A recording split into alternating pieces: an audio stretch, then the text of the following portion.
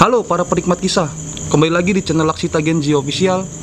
Kali ini kita sudah ditemani oleh narasumber yang akan menceritakan kisahnya pada saat melakukan pendakian. Saya Gangsari Yudhistiro, langsung saja kita masuk ke ceritanya. Ini dia kisahnya.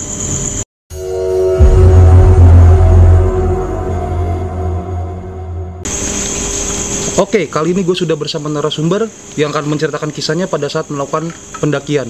Langsung saja kita ke narasumber, boleh diperkenalkan? Ya, nama gue Dewo. Gue akan menceritakan pengalaman gue sekitar tahun 2014 naikin Gunung Salak di Jawa Barat. Itu kira-kira lo berapa orang pada saat melakukan pendakian? Waktu itu gue pendakian cuma 4 orang doang. Mungkin boleh langsung dijelaskan ceritanya mulai dari mana? Ya, jadi waktu awal mula cerita, gue berempat. Emang sebelum hari H gue udah fix buat naik tuh ke Gunung Salak. Kan akhirnya gue kumpul, kita naik bis dari terminal Kampung Rambutan menuju ke pos pendakian Cidahu. Waktu itu di Cidahu gue naiknya. Nah udah gitu gue sampai Cidahu itu sekitar jam 2 sore kalau nggak salah. Nah akhirnya gue mutusin buat ngopi-ngopi dulu sebentar, sekitar setengah jam atau sejam, nggak tahu, gue lupa. Pokoknya timingnya waktu itu gue nggak ngeliat jam. Pokoknya sekitar jam segitulah. Nah akhirnya udah kelihatan agak sore nih, kita naik nih sekitar jam 3-an kalau nggak salah tuh. Kita naik, awalnya nggak ada sama sekali gue pirasat-pirasat buruk tentang bakalan ada kejadian-kejadian horor kayak yang ntar gue ceritain nih. Nah akhirnya gue masuklah tuh ke Gunung Salak. Pas sudah namanya masuk, ada pagar tuh, ada pagar kayak gitu tuh. Nah gue akhirnya masuk tuh, naik mau mulai pendakian tuh. Tapi di situ ada keanehan tuh. Menurut gue kok biasanya gue sampai Cidahu tuh cuma butuh waktu sejam lah, paling lama ya 1,5 jam lah. Ini kok ketika gue sampai Cidahu itu langit udah agak mendung. Gue kira mendung, pengen hujan, nggak taunya emang udah maghrib posisinya. Pas gue liat jam, buset udah jam 6. Mau nggak mau gue kan, karena dari keempat orang temen gue ini ada salah satu yang pemula, makanya gue mutusin buat ngecamp dulu di Bajuri itu waktu itu. Nah pas gue ngecamp di Bajuri, gue ketemu orang tuh, salah satu pendaki. Awalnya biasa aja, emang kayak kita masak-masak bareng, ngopi-ngopi bareng, ngerokok-ngerokok lah. Nah udah kita habis beres ngerokok-ngerokok, ngopi-ngopi, makan-makan, kita masuk tuh ke tenda masing-masing. Pas kita masuk ke tenda, nah salah satu temen gue ini ada yang nyetel dangdut tuh, bawa video dangdut. Gue nggak tahu tuh video dangdut apa tuh, tapi yang jelas itu agak hot lah. Terus gue dikasih lihat, was lu mau lihat nggak nih gini videonya nih? Nggak, mas, gue mau tidur gue bilang. Akhirnya gue tidur tuh, nggak tahu tuh jam berapa, mungkin udah jam 9 jam 10 lah, karena gue posisinya ngerasa badan gue capek banget. Ya udah akhirnya gue tidur. Nah nggak tahu tuh dia, teman gue yang satu ini, nonton video itu sampai jam berapa gue nggak tahu. Pokoknya pas gue kebangun tuh udah suara puk, udah kayak pohon jatuh. Dan bener aja, pas gue keluar tenda gue cek, bener pohon jatuh tepat di sebelah temen gue yang semalam habis nonton dangdut itu. Pokoknya pas gue keluar tenda bener aja tuh, gue cek bener aja pohon jatuh katanya tepat di sebelah temen gue yang semalam habis nyetel video dangdut itu. Gue di situ mikir dong, emang mungkin apa pohon jatuh gini segala macem. Tapi gue di situ masih bisa berlogika tuh, mungkin pohonnya udah lama tuh ya kan. Ya udah akhirnya kita ngambil pusing. Pas kita lihat nih, nggak taunya itu kena plesit. Kan kita buka tenda terus pakai plesit tuh biar nggak kehujanan. Nah itu kehajar ke plesit, jadi agak sobek gitu plesitnya. Nah udah gitu kita beres-beres tuh pagi itu. Kita beres-beres. Pas sudah beres-beres, kita ngopi dulu sebentaran. Itu sekitar jam 8 lah kalau nggak salah, jam 8 pagi itu. Nah pas beres-beres, hujan tuh nggak lama tuh. Posisi packing barang udah di packing semuanya. Jadi mau nggak mau kan kita ya nebeng sama pendaki lain. Waktu itu gue lagi ke arah mata air. Kan kalau Salak tuh Bajuri ke kiri ada mata air tuh, ada kali gitu. Nah kira gue ke situ tuh. Nah kebetulan di situ ada pendaki lain tuh. Kira gue gabung di situ tuh. Nah pas gue gabung, gue ngobrol-ngobrol segala macem. Gue ngobrol nih sama teman gue yang satu, yang baru pemula, pendaki pemula. Iya. Tuh cewek cakep banget, gue bilang. Pakai kerudung, emang cantik banget ceweknya. Terus si Mahmud juga bilang, iya cakep ya. Coba kenalan. Ya sambil guyon-guyon gitulah. Akhirnya ya udahlah, kita juga kan naik gunung bukan buat nyari cewek kan. Iya. Akhirnya kita nggak ambil pusing. Ujarda nggak lama. Ujarda tim yang satu itu juga udah packing, udah beres lah ibaratnya. Udah, gua naik duluan posisinya waktu itu. Dan dia di belakang tuh. Kita mulai mendaki walau agak gerimis kecil lah waktu itu. Nah posisi temen gue yang satu ini yang baru pemula ini drop tuh badannya. Aduh gue gak enak badan nih, segala macam. Ya udah Mut, lu mau tetap naik atau mau tetap tuh mau turun? Gue bilang gitu. Gue kasih opsi gitu. Kalau misalkan badan lu nggak kuat, mendingan kita turun dah daripada ntar lu kenapa-napa di atas. Soalnya juga ini baru banget dimulai Mut perjalanan, gue bilang gitu. Akhirnya dia, yaudah kita naik aja, insya Allah gue kuat lah. Yaudah lu sambil berdoa ya, gue bilang. Udah lu berdoa, baca pakai. Gue dalam hati nih, firasat gue udah gak enak nih.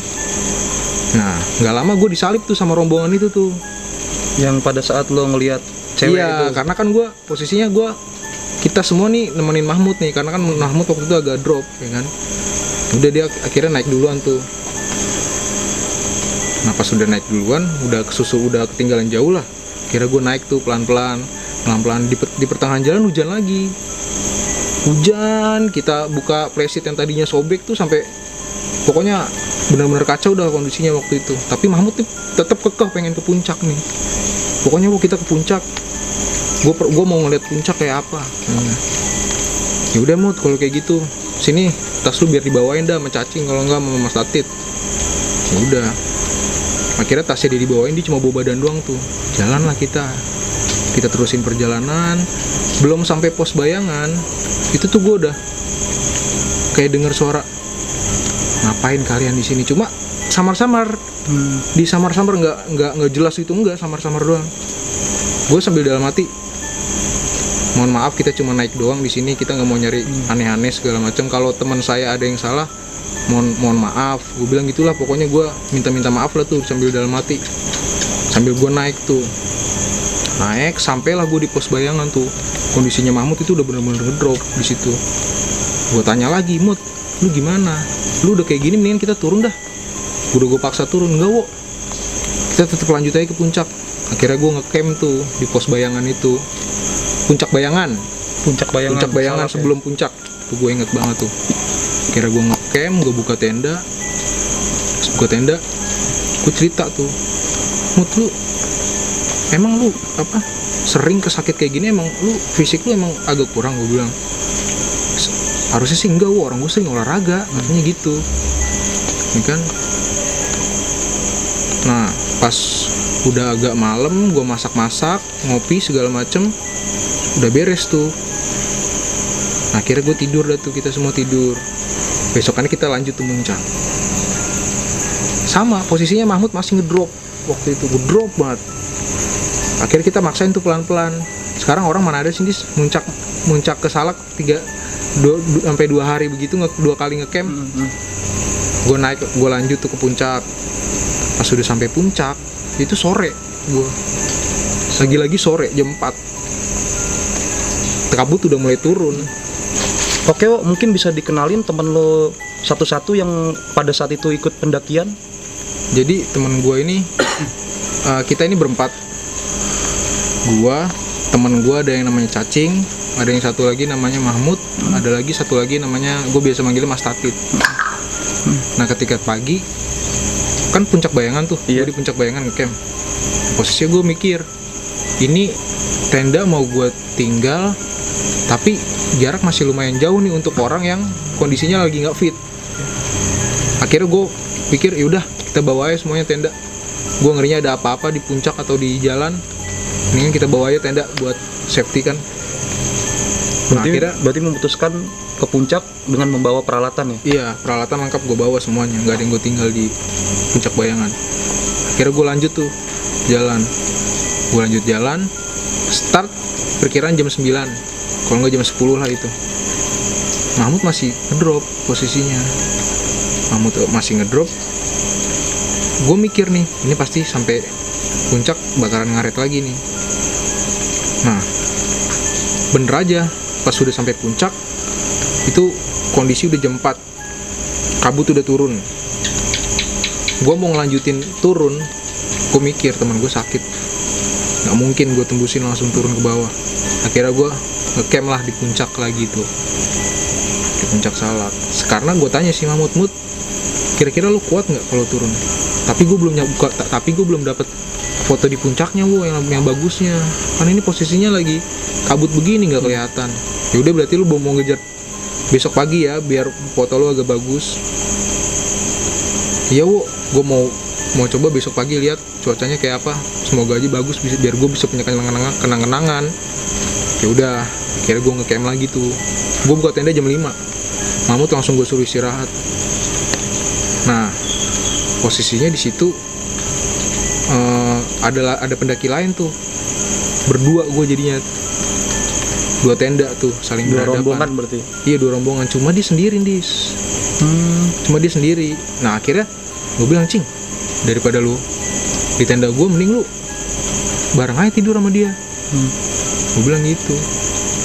Emang nggak apa-apa, Wo, gue boleh ngomong, kata dia gitu. Ya udah, gue ngomong kan sama orangnya, Mas, boleh nggak teman saya numpang satu di sini, soalnya yang satu lagi sakit nih. Gue bilang gitu. Jadi akhirnya cacing gabung tuh sama orang itu di tendanya dia. Nah, akhirnya kita ngobrol-ngobrol, ngopi-ngopi, masak, makan segala macem. Nah, nggak terasa tuh malam udah makin larut ya kan. Posisinya Mas Tatit, Mahmud sama orang itu tuh udah tidur, tinggal gue doang berdua sama cacing. Jadi tuh posisinya ini pintu tenda gua nih. Iya. Nah, cacing buka tenda di depan gua sama orang itu. Ada depan. Iya.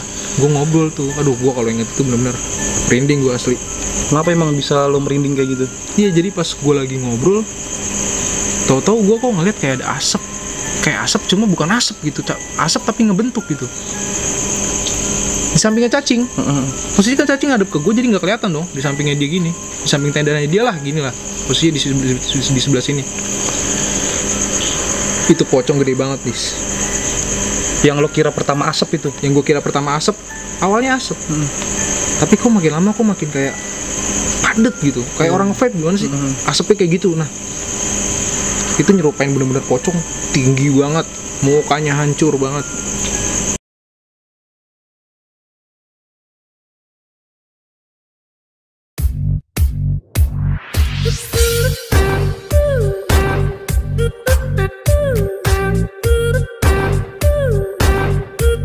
Thank you.